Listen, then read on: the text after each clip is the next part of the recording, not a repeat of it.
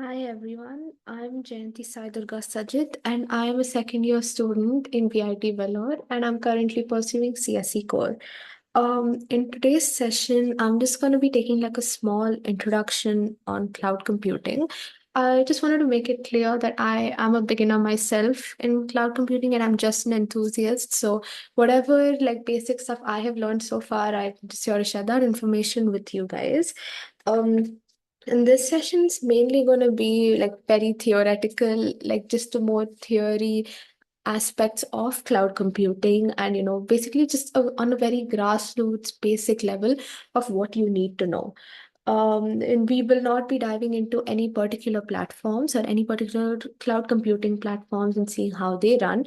It's just going to be, we're just going to discuss what cloud computing is and a couple of, service models and deployment models briefly, and just get an overview of what it is as a whole. So in today's session, here's what we're going to go over. First is what exactly cloud computing is, and just the definition and a couple of features. Then a brief history and the evolution of how we reached the cloud computing we know today. A couple major cloud platforms if that you guys would maybe want to consider if you wanted to pursue this, some cloud service models, a couple of deployment models, why cloud computing is like the big thing right now for businesses and for companies, and why so many companies are moving into cloud and to the cloud space, and what the future holds for cloud computing and how it works along with AI and with blockchain and IoT and a lot of other tools and aspects in the tech world. So let's get started. Basically, we'll just like have a short introduction to what exactly cloud computing is for anyone who doesn't know. So as per the definition given here, cloud computing is the on-demand access of computing resources over the internet with a pay-per-use pricing.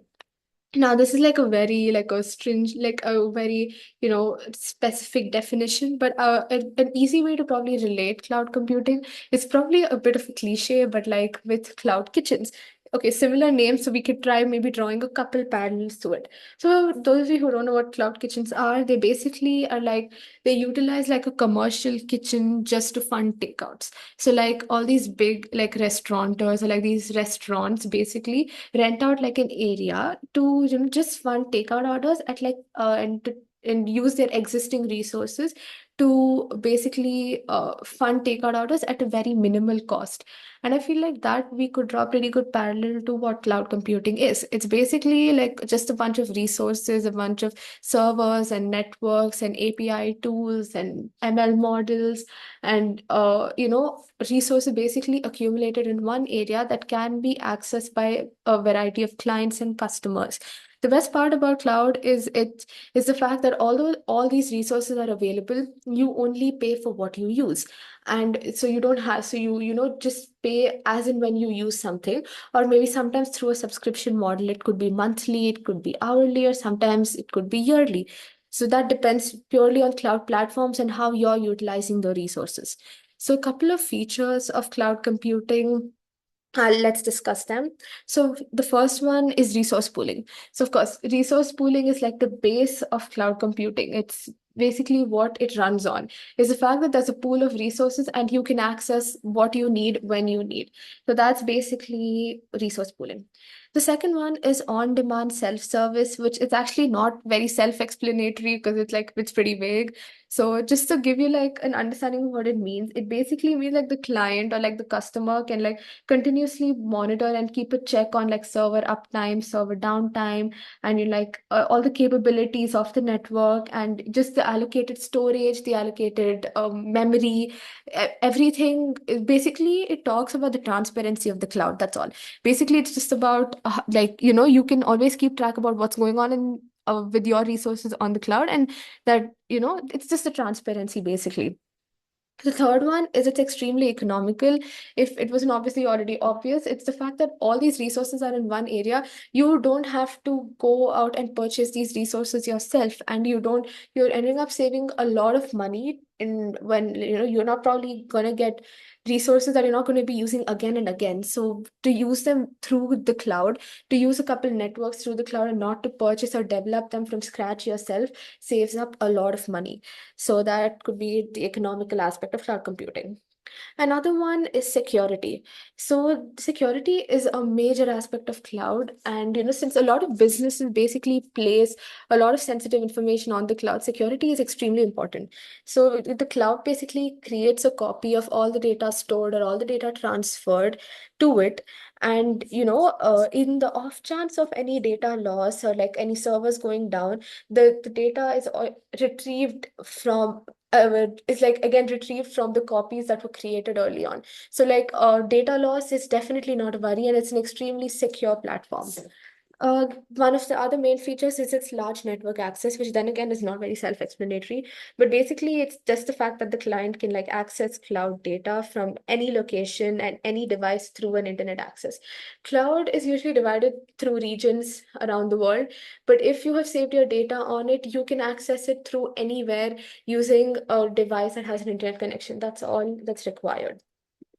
The next part we'll talk about is just like a small brief history of cloud computing, or like how it basically evolved to what it is today. So I'm sure when we were all in school, we learned like a bit about client server systems. I don't remember which grade, but like we did learn that. So it's basically that. So the server was like a central location that like had all these software programs and data and controls. And then by getting necessary permissions, you could access the data on the servers, and you can run programs, and you can use their networks and all that, like off the main server that you're connected to. So that's the client server computing. It's a pretty old concept. It was very like physical, like the servers would be placed in these huge rooms and everything. But obviously that is not very feasible considering a networking of computers happened really fast, and it gradually became like a huge part of like the tech world. So that developed because of that huge change. We got distributed computing. So that was basically developed when computers like got a lot more networked. So a lot of these computers would like share resources and processing power. That was mainly the appeal of distributed computing. So it basically opened the door for a lot more scalable and adaptable computer structures. And that's when businesses and within business, like inside a business, like different teams could coordinate using distributed computing. And of course, now with a lot more changes to that, we have the cloud computing that we know today. So it's like a little bit of a history of cloud computing. So, if any of you're interested, a couple of major cloud platforms you guys can consider are I have listed here. There's Google Cloud, there's Microsoft Azure, there's IBM Cloud, Amazon Web Services, Salesforce, DigitalOcean, and Oracle Cloud. Some of the most famous ones among these, and I'm sure you guys have heard of, are like Google Cloud and Amazon Web Services and Salesforce. All of them are, have their own unique aspects and different service models. Service models we'll get into like in a couple slides. But if any of you are, planning on any startups or any small businesses, probably DigitalOcean is a very famous one since it's mainly developed for startups and mainly developed for small businesses. And each of these cloud networks, and there are a lot more cloud networks that are available, but these are some of the most mainstream famous ones that I have listed here. So you guys can totally check them out after the video and, see what suits you and your interests. So let's get into a little like more technical aspects of the cloud. This is basically cloud service models, and these service models are, can be like show what parts of the cloud can are, given to the clients, like what parts of the cloud is handled by the cloud and what's handled or what's given to the user. So there are basically three kinds of service models. One is IaaS, one is PaaS, and one is SaaS. So IaaS stands for Infrastructure as a Service. So basically, infrastructure as a service basically hosts infrastructure components that are usually present like in an on-premises data center. Basically, it talks about like the networking hardware or like monitors, and basically it usually talks about the physical infrastructure, but it also talk includes storage and such aspects. But usually when we talk about IaaS, it's usually about the physical networking hardware. So as per the definition given here, it says it manages IT infrastructure such as storage, server, and networking resources, and delivers them to subscriber organizations via virtual machines accessible through the internet. So basically, if you guys don't know what virtual machines are, they're basically, these physical machines and a software that's present on these physical machines that can take the role of any OS of your choice. It could be like Windows or it could be Linux or anything. So that's basically what IaaS is. It could include server and it could include storage and it includes network hardware. So some of its main benefits, of course, the most obvious one being it makes workloads so much easier. Like, basically, if all the infrastructure is already given to you, basically in your foundation is already built. Your infrastructure is basically given to you, and you can just focus on what your company and your product much more. Like with a lot more focus, and it's makes your workload so much easier, so much faster and a lot more flexible since then you can control your product without having to worry about basic infrastructure and where you get from. And of course, it's very economical, very cost efficient, as you don't have to take out the time and effort to get your own resources or your own infrastructure. So that's like IaaS as a brief. Then if we talk about PaaS, PaaS stands for Platform as a Service. So PaaS basically it's specific to application and software development. It's like basically like a secure online platform that developers can like access through the internet. As written here, it says it offers a flexible, scalable cloud platform to develop, deploy, run, and manage apps. So all the servers, like storage and the networking is all controlled by a third party and the developers purely manage the application. That's basically what platform as a service is. So a lot, all the networking and storage, everything is taken care of by the cloud. The only the application section of your company or of your product is managed by the developers themselves. And some of its benefits include faster time to market, which basically means since you're already taken care, since a lot of aspects are already taken care of, like the networking, etc., you can just you can get your product to market so much more faster because of course you've already been given a head start. It's much faster time to bring your product to market, and low maintenance since maintenance are automatically done and does by a third party service provider themselves. Easy scalability and flexible access. I do have a picture here that's like a little more easier to understand these service models.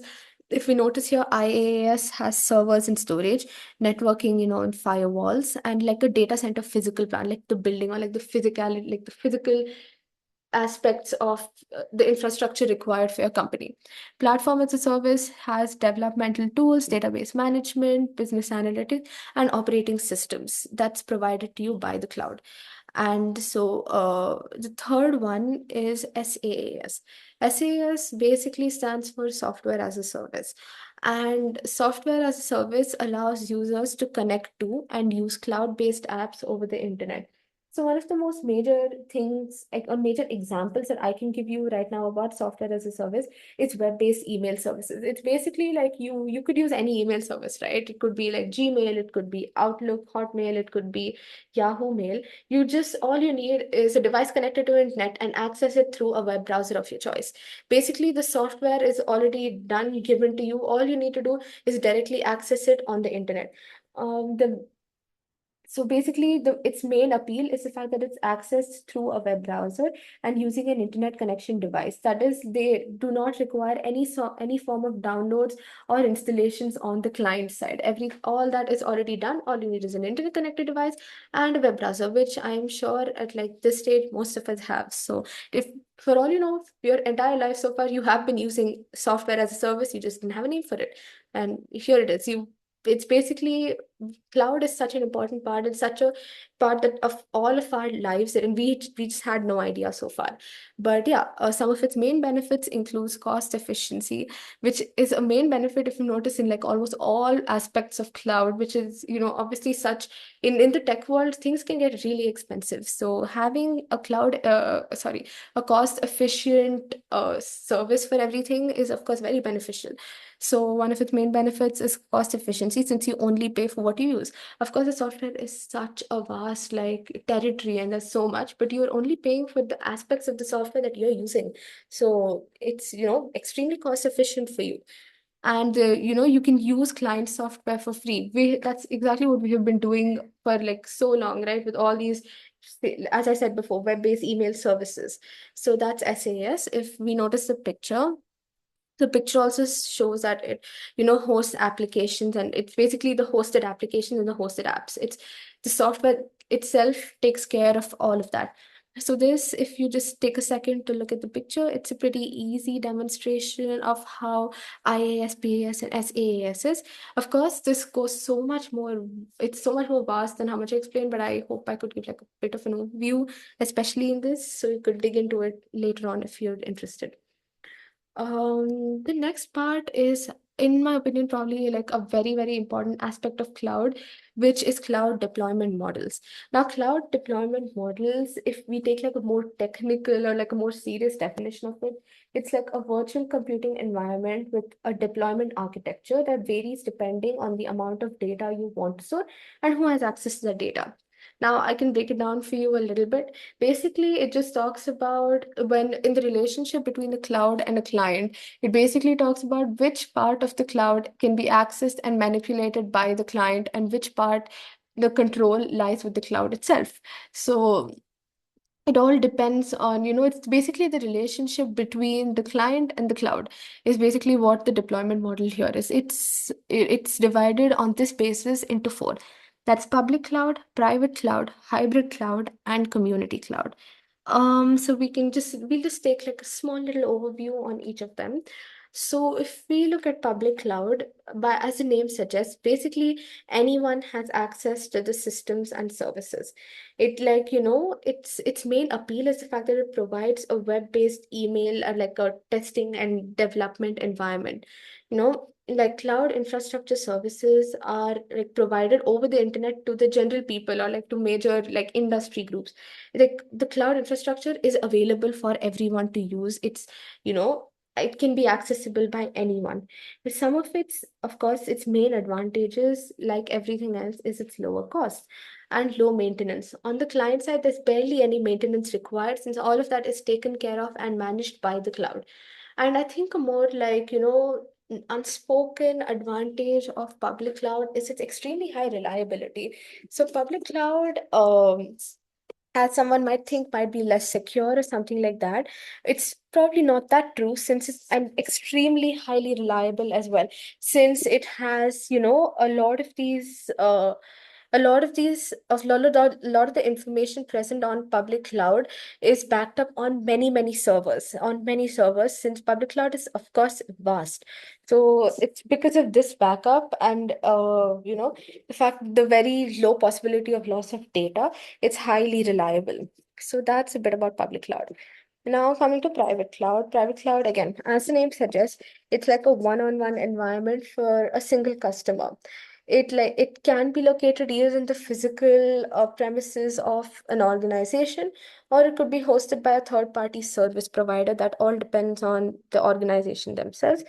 But basically, it's like a personal environment where a lot of the resources, a lot of the networks, and is all managed, access, manipulated by the client themselves. Um, it's usually used by government agencies and financial institutions, since the main advantage of private cloud is its security. Since of course it's a personal environment, it's extremely secure, and it a lot of control lies on the client side. Another main advantage is obviously you have a lot more flexibility since you're managing a lot of the resources. You can bend the resources and you can manipulate it with regards and with depending on how you want to, and depending on the interest of the company themselves. um the third deployment model is the hybrid cloud. So the hybrid cloud, as again the name suggests, it's basically a mix of the public and private cloud. In fact, a lot of people go as far as saying it's kind of like the best of both worlds for both. So it basically like hosts all these applications and hosts a lot of these resources in a very safe environment like the private cloud. But it also has the immense amount of cost efficiency that is present in a public cloud. So a hybrid cloud is on paper the most like ideal deployment model for like some organizations. The last one is community cloud. Community cloud basically like just allows systems and services to be accessible by by like a lot of different organizations. Like a lot of different organizations can access the same resources. That's basically community cloud. So again, cloud deployment models go so much more into depth and a lot beyond what I just explained today. I just wanted to give a little bit of an overview on this, so you had like a vague idea, at least it's to what it is. But you could dig into it later on if you wish to. It's an extremely interesting concept for sure. But yeah, I just wanted to give an overview on the deployment model because I wouldn't be doing justice to cloud without bringing these up. So these are the four different types of cloud deployment models.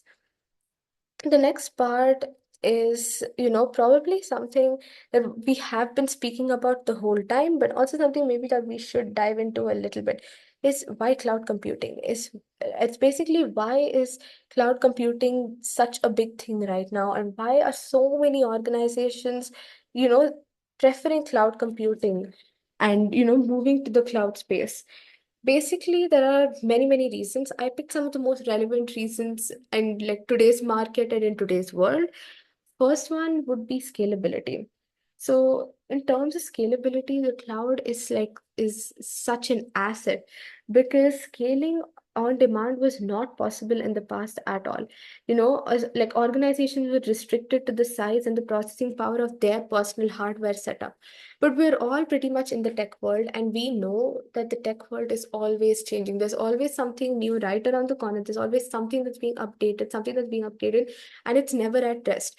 And for businesses and for companies to constantly be, ahead of the curve and to constantly be on track, at least to what's going on at the current moment, can be really tough if they're only limited to their personal hardware, right? So having a space like cloud that automatically gives you these updates and automatically gives you these upgrades, that is keeping you interact with everyone else, is a huge asset for businesses. So cloud has definitely helped with with scalability for businesses. Another one which obviously goes without saying, since almost every single aspect of what we spoke today involves cost efficiency. So the cost efficiency in cloud is definitely one of the most important aspects, as you're not paying for these resources. You're like, yes, you are paying, but you're only paying for the resources you use. You're not buying them permanently. You don't have to spend money into getting resources that you're probably not going to use after a certain amount of time. You can obviously purchase them through the cloud and pay it as you use it. Again, coming back to the famous pay-per-use pricing. So that's where cost efficiency, I feel like, is like the definitely the USP of cloud computing. The third one that also we've been speaking about till now is improved DevOps for companies, and for especially in the field of DevOps, it's so crucial. For those of you who don't know, by the way, DevOps is basically like practices or like models or tools that increases like an organization's or like a company's ability to like deliver apps and services like at a much faster rate, or like to get them into market faster. And of course, if you're not spending a lot of time into finding infrastructure, into finding a suitable platform and everything, you can focus a lot on your getting your product to market, into getting your services into market. And that is based and doing exactly that at a much faster rate than like at least a fast enough rate that you can obviously turn to profits, something like that, is called DevOps. And of course, cloud computing improves DevOps for sure. The fourth one is security. We've discussed security in terms of, a personal point of view, wherein data is always copied and data loss is really, really, very, very rare. And in fact, when in cloud, it's, almost impossible with the copies being, generated after you store any data on it. But something that all major cloud services or cloud service providers do is that they dedicate a lot of resources and a lot of money into developing advanced security protocols that, will follow like strict and like, that will follow and keep in track with the strict compliance, requirements and the regulations that are put in either by governments or just from an ethical standpoint. So security is, of course, a huge role in terms of both companies side, for companies, for individuals, customers, clients, everyone. Um, the next main advantage of cloud computing is its flexibility.